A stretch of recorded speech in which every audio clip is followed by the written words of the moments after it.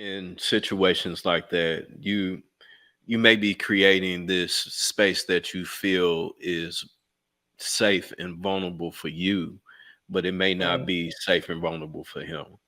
And I think that uh, that's often one of the things that you know potentially men and women get wrong, is thinking that this this space that I perceive as being safe, and in my mind, okay, this is safe. But to the person, it's like, well, that's safe for you. That's not safe for me. But Hmm. I'll try, but it's still no, that push to truly understand what's safe for that other person. Do you think it's because, and that's where I say, where it sounds harsh, it might be the other person's other problem is because if they've had that weaponized against them in the past, are they bringing that into that other, whatever new relationship that may be? That's where I think that comes from. Because personally, I've never had an issue with a man being vulnerable with me, especially the most, street dudes. If anything, it's like in the Oh, total real. opposite, you know? Oh, so Um, you like chocolate?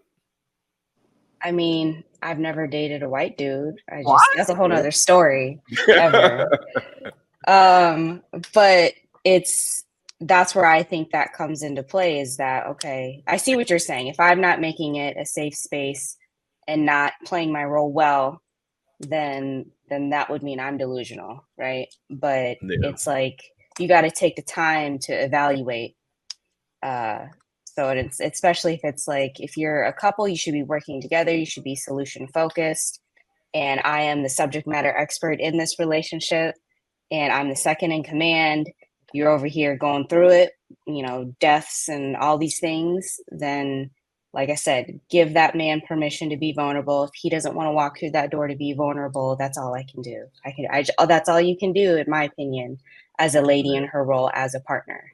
It's like, okay, I gave you that permission, but you're leading this relationship. So if that's how you want to play it, then okay. But many times I don't think that leads to a healthy, happy relationship because then it'll just keep happening, right? The man will just keep dancing around that vulnerability. And I don't think that's healthy. So that's kind of how I perceive those types of situations.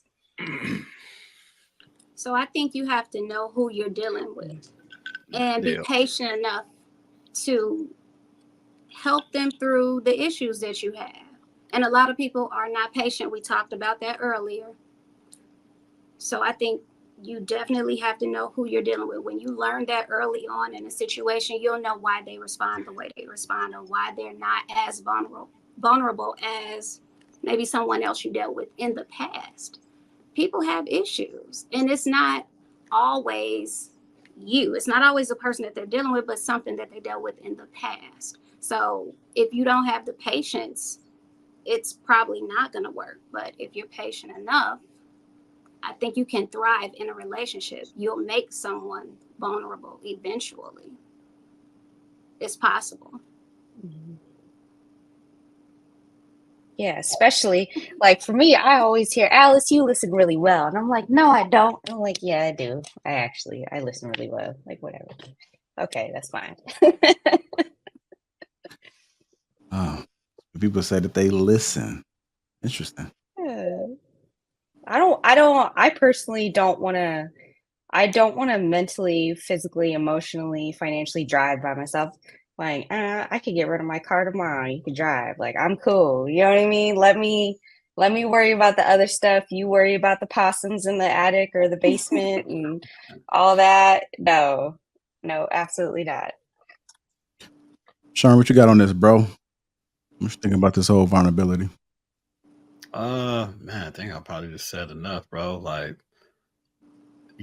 for me, it's really like picking and choosing when you decide to be vulnerable. I don't feel like you could just be like all out, expressing your feelings and what I'm saying, like to everything and everybody and being like sensitive and stuff. Some things you have to hold on and carry your own weight. You know what I'm saying? Like you said, there's times where I'm like, I'll just hold everything in and figure it out. Like I'm the type to absorb punches, you know what I'm saying? And hopefully I don't snap, you know what I mean? But it's like, okay, I'll take it, I'll take it, I'll take it. But I feel like men take the punches so everybody else could be happy. You know what I'm saying? Like we get dirty so the family could be happy. Like we're the sacrificial lamb in, everything. You know what I'm saying? Like, I was just watching Napoleon and watching those guys go to war, and it was just crazy how men, back in the 1800s all lined up and just walked, towards bullets and got knocked down. You know what I'm saying? There wasn't no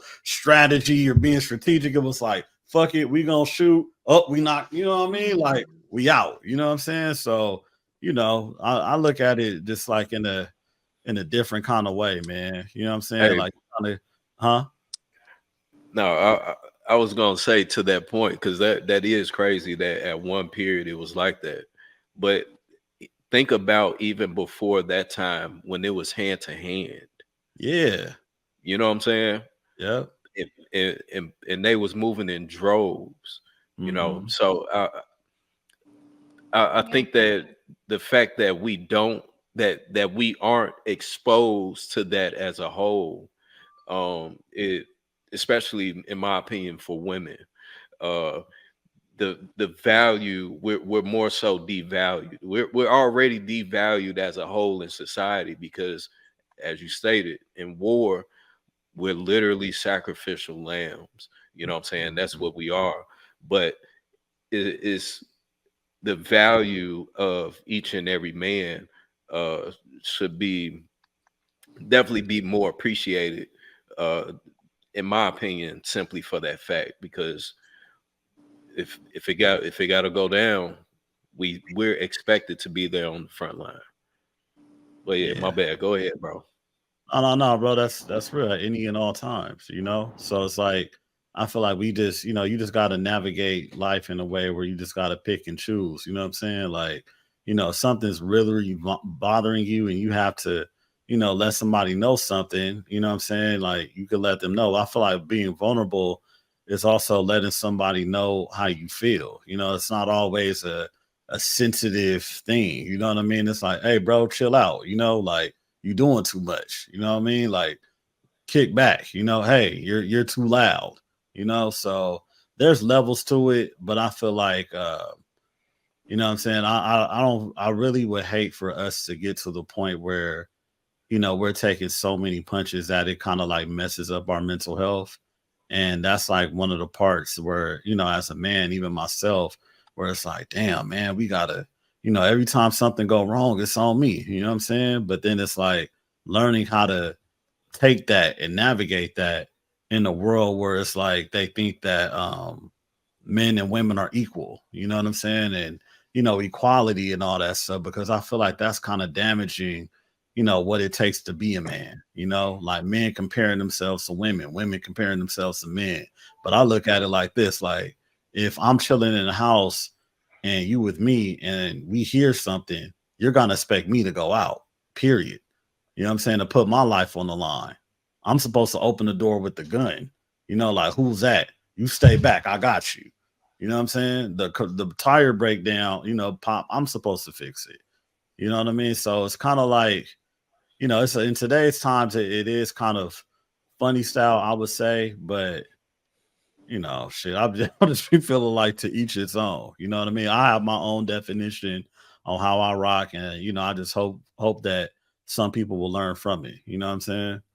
But Yeah. you gotta like, learn how to navigate in a fucking pool full of sharks out here. Mm-hmm.